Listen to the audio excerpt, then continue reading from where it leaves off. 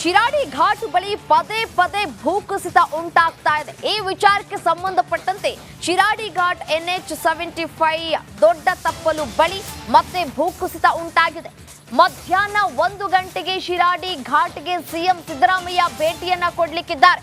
Shiradi ghat NH75 ಬಳಿ 4 ಬಾರಿ ಭೂಕುಸಿತ ಉಂಟಾಗಿದೆ.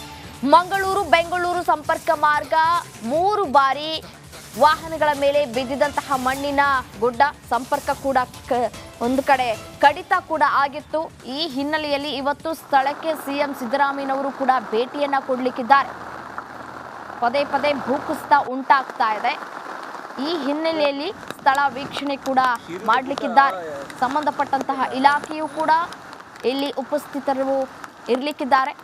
NH75 ದೊಡ್ಡ ತಪ್ಪಲು ಬಳಿ ಯಾಕೆ ಪದೇ ಪದೇ ಭೂಕುಸಿತ ಉಂಟಾಗ್ತಾ ಇದೆ ಅನ್ನೋದರ ವಿಚಾರಕ್ಕೆ ಸಂಬಂಧಪಟ್ಟಂತೆ ಇವತ್ತು ಸಿಎಂ ಸಿದ್ದರಾಮಯ್ಯನವರು ಸ್ಥಳಕ್ಕೆ ಭೇಟಿಯನ್ನ ಕೂಡ ಕೊಟ್ಟು ಮಾಹಿತಿಯನ್ನ ಕೂಡ ಕಲೆ ಹಾಕಲಿಕ್ಕಿದ್ದಾರೆ. ಅಧಿಕಾರಿಗಳ ಬಳಿ ಏನಾಗ್ತಾ ಇದೆ, ಯಾಕೆ ಈ ರೀತಿಯಾಗಿ ಪರಿಸ್ಥಿತಿ ಉಂಟಾಗ್ತಾ ಇದೆ, ಪದೇ ಪದೇ ಗುಡ್ಡ ಕುಸಿತ ಆಗೋದಕ್ಕೆ ಕಾರಣವಾದರೂ ಏನು ಅನ್ನೋದರ ವಿಚಾರಕ್ಕೆ ಸಂಬಂಧಪಟ್ಟಂತೆ ಒಂದಷ್ಟು ಡೀಟೇಲ್ಸ್ಗಳನ್ನು ಕೂಡ ಸಂಬಂಧಪಟ್ಟಂತಹ ಅಧಿಕಾರಿಗಳು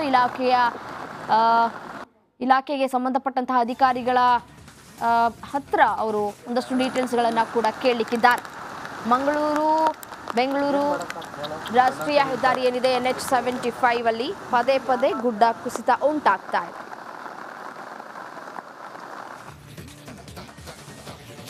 ಇದೀಗ ಕರ್ನಾಟಕ ಎಕ್ಸ್‌ಪ್ರೆಸ್ ಸುದ್ದಿಗಳನ್ನು ಒಂದೊಂದಾಗಿ ನೋಡ್ತಾ ಹೋಗೋಣ.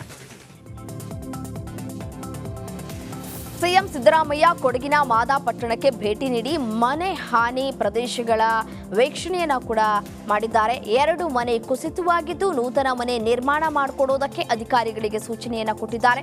ಸಂತ್ರಸ್ತ ಕುಟುಂಬಕ್ಕೆ ಧೈರ್ಯವನ್ನ ಕೂಡ ತುಂಬಿದ್ದಾರೆ. ಮೈಸೂರು ಮೂಡಾ ಸೈಟ್ ಪ್ರಕರಣಕ್ಕೆ ಸಂಬಂಧಪಟ್ಟಂತೆ ರಾಜ್ಯಪಾಲರು ಶೋಕಾಸ್ ನೋಟಿಸ್ ಕೊಟ್ಟಿರೋ ಹಿನ್ನೆಲೆ ಸಿಎಂ ಸಿದ್ದರಾಮಯ್ಯ ಪ್ರತಿಕ್ರಿಯಿಸಿದ್ದಾರೆ. ಮಡಿಕೇರಿಯಲ್ಲಿ ಮಾತನಾಡಿದ ಅವರು, ನೋಟಿಸ್ ಹಿಂದಕ್ಕೆ ತೆಗೆದುಕೊಳ್ಳಿ ಎಂಬುದು ಕ್ಯಾಬಿನೆಟ್ ತೀರ್ಮಾನ. ಅಬ್ರಹಾಂ ಅವರ ದೂರನ್ನ ರಿಜೆಕ್ಟ್ ಮಾಡಿ ಅಂತ ತೀರ್ಮಾನ ಮಾಡಲಾಗಿದೆ. ಅದನ್ನ ಹಿಂದಕ್ಕೆ ಪಡೆಯುವ ವಿಶ್ವಾಸ ನನಗಿದೆ ಅಂತ ಹೇಳಿದ್ದಾರೆ. ಮಡಿಕೇರಿಗೆ ಭೇಟಿ ನೀಡಿದ ಬಳಿಕ ಸಿಎಂ ಸಿದ್ದರಾಮಯ್ಯ ಪತ್ರಿಕಾಗೋಷ್ಠಿಯನ್ನ ನಡೆಸಿದ್ರು. ಮಳೆಗೆ ಹಾಳಾದ ರಸ್ತೆಗಳ ವೀಕ್ಷಣೆಯನ್ನ ಮಾಡಿದ್ದೇನೆ. ರಾಜ್ಯದಲ್ಲಿ 30% ಮಳೆ ಹೆಚ್ಚಾಗಿದೆ. ಮಡಿಕೇರಿಯಲ್ಲಿ 50% ಮಳೆ ಹೆಚ್ಚಾಗಿದೆ. ಯಾವುದೇ ಜೀವಹಾನಿ ಸಂಭವಿಸಿಲ್ಲ. 2 ಭೂಕುಸಿತವಾಗಿದ್ದ ಜಾಗವನ್ನ ಈಗಾಗಲೇ ನೋಡಿದ್ದೇನೆ. ಮಳೆ ನಿಂತ ತಕ್ಷಣ ಕಾಮಗಾರಿ ಕೈಗೆತ್ತಿಕೊಳ್ಳಲಾಗುವುದು. 67 ಮನೆಗಳು ಪೂರ್ಣ ಹಾನಿಯಾಗಿವೆ. 176 ಮನೆಗಳು ಭಾಗಶಃ ಹಾನಿಯಾಗಿದೆ. ಮನೆ ಕಳೆದುಕೊಂಡವರಿಗೆ ಮನೆಯನ್ನ ಕಟ್ಟಿಕೊಡಲಾಗುತ್ತೆ. 1.20 ಲಕ್ಷ ರೂಪಾಯಿ ಇಲ್ಲಿ ನೀಡಲಾಗುತ್ತೆ. ಭಾಗಶಃ ಮನೆ ಹಾನಿಯಾದವರಿಗೆ 50,000 ರೂಪಾಯಿ ನೀಡಲಾಗುವುದು ಅಂತ ಹೇಳಿದ್ದಾರೆ.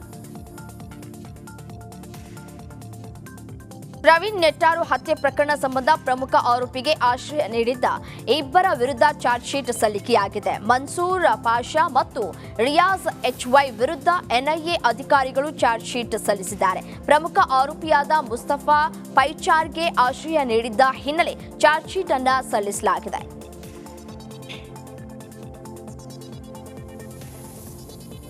ಮಲೆನಾಡಿನಲ್ಲಿ ಮಳೆಯ ಅಬ್ಬರ ಮುಂದುವರೆದಿದೆ. ವರುಣನ ಆರ್ಭಟಕ್ಕೆ ಲಿಂಗನಮಕ್ಕಿ ಜಲಾಶಯ ಭರ್ತಿಯಾಗಿದೆ. ಲಿಂಗನಮಕ್ಕಿ ಜಲಾಶಯದಿಂದ 27,000 ಕ್ಯೂಸೆಕ್ ನೀರು ಬಿಟ್ಟ ಹಿನ್ನೆಲೆಯಲ್ಲಿ ಜಲಧಾರೆ ಹಾಲ್ನೊರೆಯಂತೆ ಧುಮ್ಮಿಕ್ತಾ ಇದೆ.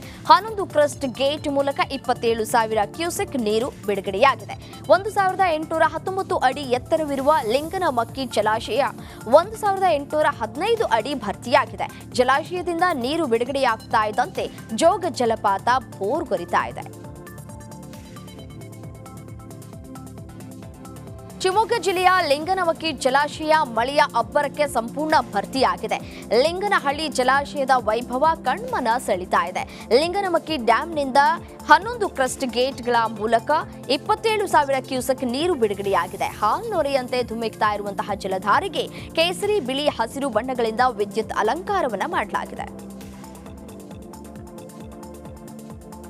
ಹಸು ಕಟ್ಟುವುದಕ್ಕೆ ಹೋದ ಕೃಷಿಕ ಗೋಪಾಲಗೌಡ ಕಾಲು ಜಾರಿ ನದಿಗೆ ಬಿದ್ದಿರುವ ಶಂಕೆ ವ್ಯಕ್ತವಾಗ್ತಾ ಇದೆ. ಚಿಕ್ಕಮಗಳೂರಿನ ಮೂಡಿಗೆರೆಯ ಬೈದುವಳ್ಳಿ ಗ್ರಾಮದ ಹೇಮಾವತಿ ಉಪನದಿಯಲ್ಲಿ ಈ ಘಟನೆ ನಡೆದಿದೆ. ವಿಜಯನಗರ ತುಂಗಭದ್ರಾ ಜಲಾಶಯ ಹಿನ್ನೀರು ಪ್ರದೇಶದಲ್ಲಿ ಪ್ರವಾಹದ ಭೀತಿ ಎದುರಾಗಿದೆ. ಮಕರಬಿ ಬ್ಯಾಲ ಹುಣಸೆ ಗ್ರಾಮದ ಸಂಪರ್ಕ ರಸ್ತೆ ಜಲಾವೃತವಾಗಿದೆ. ಸಂಪರ್ಕ ಕಡಿತದಿಂದಾಗಿ ಮಕರಬಿ ಗ್ರಾಮಸ್ಥರು ತೀವ್ರ ಪರದಾಟವನ್ನ ಅನುಭವಿಸುವಂತಾಗಿದೆ. ಮಂಡ್ಯದಲ್ಲಿ ಕಾವೇರಿ ಮಾತೆಗೆ ಮತ್ತೊಮ್ಮೆ ಬಾಗಿನ ಸಮರ್ಪಣೆಯಾಗಿದೆ. ಹೊಸ ಸಂಪ್ರದಾಯಕ್ಕೆ ಮಂಡ್ಯ ಉಸ್ತುವಾರಿ ಸಚಿವ ನಾಂದಿ ಹಾಡಿದ್ರ ಅನ್ನುವಂತಹ ಪ್ರಶ್ನೆ ಎದುರಾಗಿದೆ. ಕಳೆದ ಜುಲೈ 29ರಂದು ಸಿಎಂ ಡಿಸಿಎಂ ಜೊತೆ ಚೆಲುವರಾಯಸ್ವಾಮಿ ಬಾಗಿನವನ್ನ ಬಿಟ್ಟಿದ್ರು. ಆದರೆ ನಿನ್ನೆ ಕೆಆರ್ಎಸ್ ಡ್ಯಾಂನಲ್ಲಿ ಸಚಿವ ಚೆಲುವರಾಯಸ್ವಾಮಿ ಕುಟುಂಬ ಹಾಗೂ ಶಾಸಕ ರಮೇಶ್ ಬಂಡಿಸಿದ್ದೇಗೌಡರ ಕುಟುಂಬ ಮತ್ತೆ ಬಾಗಿನವನ್ನ ಸಮರ್ಪಿಸಿದೆ. ನಗರದ ಖಾಸಗಿ ಆಸ್ಪತ್ರೆ ಬಳಿ ವಿವಿಧ ಸಂಘಟನೆಯ ಕಾರ್ಯಕರ್ತರು ಜಮಾಯಿಸಿ ಆಂಬ್ಯುಲೆನ್ಸ್ ಅನ್ನ ತಡೆದು ಪ್ರೊಟೆಸ್ಟ್ ಅನ್ನ ಮಾಡ್ತಾ ಇದ್ದಾರೆ. ಪಿಎಸ್ಐ ಸಾವಿಗೆ ಸೂಕ್ತ ತನಿಖೆ ಆಗಬೇಕು ಅನ್ನೋದು ಸಂಘಟನೆಗಳ ಆಗ್ರಹ ಆಗಿದೆ. ಯಾದಗಿರಿಯಲ್ಲಿ ಪಿಎಸ್ಐ ಪರಶುರಾಮ್ ಹೃದಯಾಘಾತದಿಂದ ಸಾವನ್ನಪ್ಪಿದ್ದಾರೆ. ಇನ್ನು ಕರ್ಣನ್ನ ಹಿಂಡುತ್ತೆ ಪಿಎಸ್ಐ ತುಂಬು ಗರ್ಭಿಣಿ ಪತ್ನಿಯ ಕಣ್ಣೀರು. ಗಂಡನ ಮೃತದೇಹ ನೋಡ್ತಾ ಇದ್ದಂತೆ ಮೂರ್ಛೆ ಬಿದ್ದಿದ್ದಾರೆ ಪತ್ನಿ. ನನ್ನ ಗಂಡನ ಸಾವಿಗೆ ನ್ಯಾಯವನ್ನ ಕೊಡಿಸಿ ಅಂತ ಹೇಳಿ ಕೇಳ್ಕೊಳ್ತಾ ಇದ್ದಾರೆ. ಅವರ ಆಕ್ರಂದನ ಮುಗಿಲು ಮುಟ್ಟಿದೆ. ನನ್ನ ಮಕ್ಕಳು ಅಪ್ಪ ಎಲ್ಲಿ ಅಂತ ಕೇಳಿದ್ರೆ ನಾನು ಏನ್ ಹೇಳಿ? ಯಾದಗಿರಿ ಎಸ್ಪಿ ಜಿ ಸಂಗೀತ ಎದುರು ಪತ್ನಿ ಶ್ವೇತಾ ಗೋಳಾಡ್ತಾ ಇದ್ದಾರೆ. ಯಾದಗಿರಿ ಶಾಸಕನ ವಿರುದ್ಧ ಗಂಭೀರವಾಗಿ ಆರೋಪವನ್ನ ಕೂಡ ಮಾಡಲಾಗ್ತಾ ಇದೆ. ಕಾರಣ ಇಲ್ಲದೆ ವರ್ಗಾವಣೆ ಮಾಡಿದ್ದಾರೆ ಅಂತ ಹೇಳಿ ದೂರು ಕೂಡ ದಾಖಲಾಗಿದೆ. ಹೆಚ್ಚು ಹಣವನ್ನ ಕೇಳಿದ್ದಾರೆ, ಹೀಗಾಗಿ ದುರಂತ ನಡೆದಿದೆ.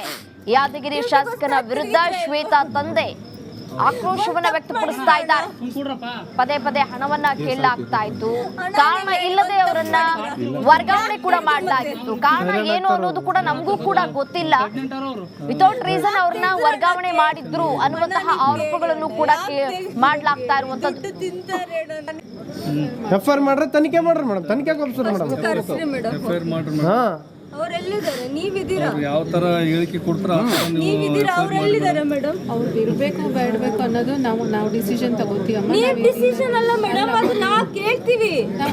ಅವರು ರೀಸನ್ ಇದ್ದಾರೆ, ಅವ್ರ ತನಿಖೆಗೆ ಅವ್ರ ರೀಸನ್ ಇದ್ದಾರೆ. ತನಿಖೆ ಮಾಡೋಣ. ತನಿಖೆ ಇಲ್ಲ, ಕರ್ಸ್ರಿ ನೀವು ಕರ್ಸ್ರಿ. ಇಷ್ಟು ದೊಡ್ಡ ಆಫೀಸರ್ ಇದ್ದಾರೆ, ಅವ್ರೆಲ್ಲಿದ್ದಾರೆ? ಇದ್ರು ಇಷ್ಟೊತ್ತು ಎಲ್ಲಿದ್ದಾರೆ ಮೇಡಮ್? ನಾನು ನೋಡ್ಲೇ ಇಲ್ಲ. ನಾವೇ ಕರ್ಕೊಂಡ್ ಬಂದ ಅವರೇ ಎಲ್ಲ ಮಾಡಿ. ಆಯ್ತು, ಕರ್ಸ್ರಿ ಕರ್ಸ್ರಿ. ಅವ್ರು ಒಪ್ಕೋಬೇಕು, ಅವ್ರು ತಪ್ಪು ಒಪ್ಕೋಬೇಕು. ಅವರೇ ಸುನೀಲ್ ಎಫ್ಐಆರ್ ಮಾಡ್ರೆ ತನಿಖೆ ಮಾಡ್ರಿ ಮೇಡಮ್, ತನಿಖೆ ಮೇಡಮ್. ಕರ್ಸ್ರಿ ಮೇಡಮ್. ಎಫ್ಐಆರ್ ಮಾಡ್ರಿ. ಅವರೆಲ್ಲಿದ್ದಾರೆ? ನೀವಿದ್ದೀರಾ? ಯಾವ ತರ ಎಸ್, ಇದೇ ವಿಚಾರಕ್ಕೆ ಸಂಬಂಧಪಟ್ಟಂತೆ ಮತ್ತಷ್ಟು ಡೀಟೇಲ್ಸ್ ಕೊಡ್ತಾ ಹೋಗ್ತಾರೆ ನನ್ನ ಕಲೀಗ್ ನಾಗರಾಜ್ ದೂರವಾಣಿ ಸಂಪರ್ಕದಲ್ಲಿದ್ದಾರೆ. ಏನು ನಾಗರಾಜ್, ಸದ್ಯಕ್ಕೆ ಅಲ್ಲಿನ ವಾತಾವರಣ ಯಾವ ರೀತಿಯಾಗಿ ಇದೆ? ಈಗಾಗಲೇ ಪ್ರೊಟೆಸ್ಟ್ ಕೂಡ ನಡೆಸಲಾಗ್ತಾ ಇರುವಂಥದ್ದು. ಮೃತದೇಹವನ್ನ ಅವರ ಮನೆಗೆ ರವಾನೆ ಮಾಡೋದಾದ್ರೆ ಎಷ್ಟು ಗಂಟೆಗೆ ಮಾಡಲಾಗತ್ತೆ? ಡೀಟೇಲ್ಸ್ ಏನು ಸಿಗ್ತಾ ಇದೆ ಈ ಪ್ರಕರಣಕ್ಕೆ ಸಂಬಂಧಪಟ್ಟಂತೆ?